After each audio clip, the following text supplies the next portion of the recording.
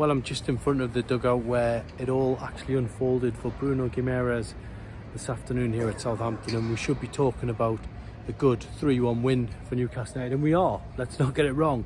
But the big talking point has to be Bruno's expression as he came off the pitch, and then obviously Eddie Howe was asked about it in his press conference and basically admitted that Bruno, wasn't happy when he was brought off in this game. And subsequently, what happened after the game, Bruno took to Instagram and made some comments which he later clarified, to be fair. But I think if you want to see what it's all about, then I would suggest you read Eddie Howe's press conference quotes, which are now on the Chronicle Live website, because I asked him basically what the situation was with the players, unhappy. Obviously every manager wants players who come off to be unhappy. You don't want them running off and running down the tunnel and being pleased to come off the pitch. You want them absolutely devastated not to be part of that 11, and that is exactly what the situation is that Eddie Howe's got going on here.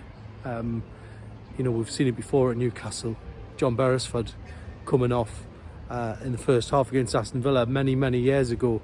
Every player wanted to be part of that team, and at the minute every player in the squad wants to be part of this team, and no more than Bruno Guimaraes, the captain, who almost looked over in disbelief when his number came up here today. But I think ultimately it shows you how hungry these players are to be in the team, and I think really for Eddie Howe, he'll be delighted that everyone is fighting for that place. And he said in his press conference as well some fascinating quotes about players, if they are upset, and he used the word upset twice, of not getting picked, then they've got to go and prove that they are good enough to get in the team next week. And that's what the tone has already been set for training this week.